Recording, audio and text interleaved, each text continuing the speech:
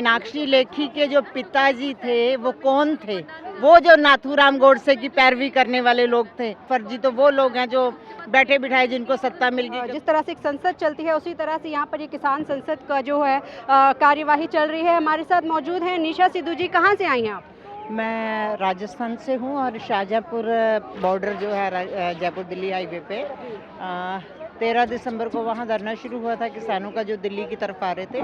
तो 13 दिसंबर 2020 से मैं वहाँ मोर्चे पे हूँ और चूंकि यहाँ महिला सांसद जन संसद के लिए आह्वान था तो उस मोर्चे से अकेले मैं इधर आई हूँ। और मांग तो वही है हमारी जो MSP का एक्ट बनाई। और आज चूंकि इस सदन के अंदर जो चर्चा है वो एसेंशियल कमोडिटी को लेके है, तो ऑब्वियसली अगर हम जरा सा 2 शब्दों में इस बात को ख़त्म करें तो मुझे लगता है कि मेरे खेत का जो आलू है उसको अलग अलग वैरायटी में अच्छे रंग बिरंगे पैकेट में आप चिप्स बना के भी बेचेंगे और उसको आलू भुजिया बना के भी बेचेंगे और किसान को तो वही प्रॉफिट होगा जो उसके खेत से जब बिका वो मिला। लेकिन उसका जो कारपोरेट सेक्टर है वो जिस तरह से उसको आगे से आगे करेगा तो किसान को कुछ उससे हासिल होने वाला नहीं है। और बाकी जो एक नारा मोदी जी ने दिया था हरियाणा के अंदर, बेटी बचाओ, तो बेटियां तो तब बचेंगी ना अगर उनके पेट में कुछ जाएगा, अगर उनके खेत नहीं बचेंगे, वो प्रोडक्शन नहीं होगा, अगर मेरे देश का किसान दुखी होगा, वहाँ जाने वाली सड़कें और उसकी सब्सिडी ख़त्म कर दी जाएगी तो देश का किसान कैसे बचेगा, बेटियां कैसे बचेंगी? तो बेटियों को भी बचाना है। और ये कानून, ये संघर्ष, ये लड़ाई जो है जब तक ये कानून वापस नहीं होते तब तक लड़ते रहेंगे। और तीसरी बात, जो बार बार प्रहार उनके मंत्रियों संतरियों की तरफ से किए जाते हैं किसानों को लेके, बहुत शगुफे, बहुत सारी फालतू की बातें सुनी हैं और अंत अभी मवाली तक का आ गया है। तो हम समझते हैं कि मवाली तो वो हैं जो तड़ी पार हैं, मवाली वो हैं जो गृह राज्य मंत्री और 14 मुकदमे उनके ऊपर दर्ज हैं। खुद एक महिला हैं, मोदी जी कहते हैं महिला सशक्तिकरण की बात करते हैं, वहीं एक महिला सांसद के मुंह से ऐसी बात आपको सुनने को मिली, बहुत ज़्यादा धक्का लगा होगा।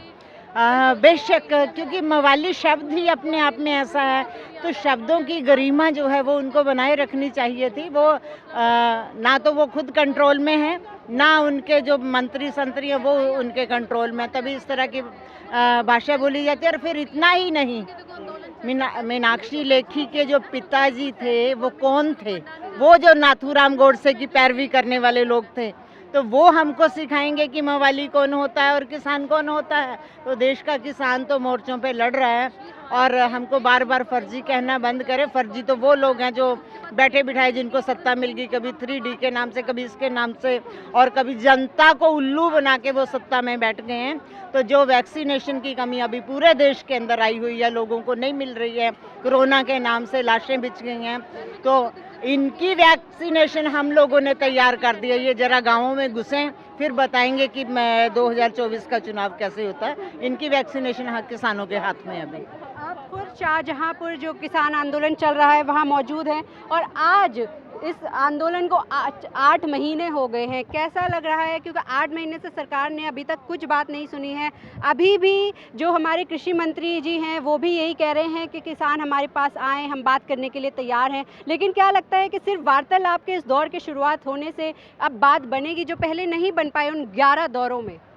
देखिए, पहली बात तो ये है कि प्रधानमंत्री जी कहते हैं कि सिर्फ एक फ़ोन कॉल की दूरी है, तो उनके हाथ को कस के किसने पकड़ रखा है कि वो फ़ोन नहीं करते हैं, किसानों से बातचीत नहीं करते हैं। दूसरी बात, जो कृषि मंत्री तोमर जी हैं वो कहते हैं कि कानून तो वापस होंगे नहीं, बात के लिए हम तैयार हैं। अरे भाई, किसान जब कह रहे हैं कि कानून वापस लो, फिर सबसे बड़ी बात, ये स्टेट सब्जेक्ट था। ये जो 3 कृषि कानून थे जो लाए गए हैं, जिसका विधेयक बनाया गया, पास किया गया, ये राज्यों का सब्जेक्ट था।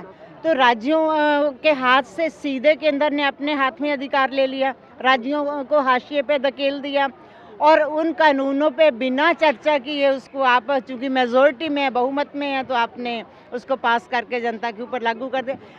कानून तब होते हैं जब जनता उसकी मांग करती है, नीचे से मांग उठती है। मांग किसानों की क्या थी?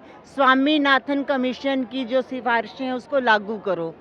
उसमें सब कुछ आ जाता ना बाबा, आपको नए कानून लाने की ज़रूरत नहीं थी।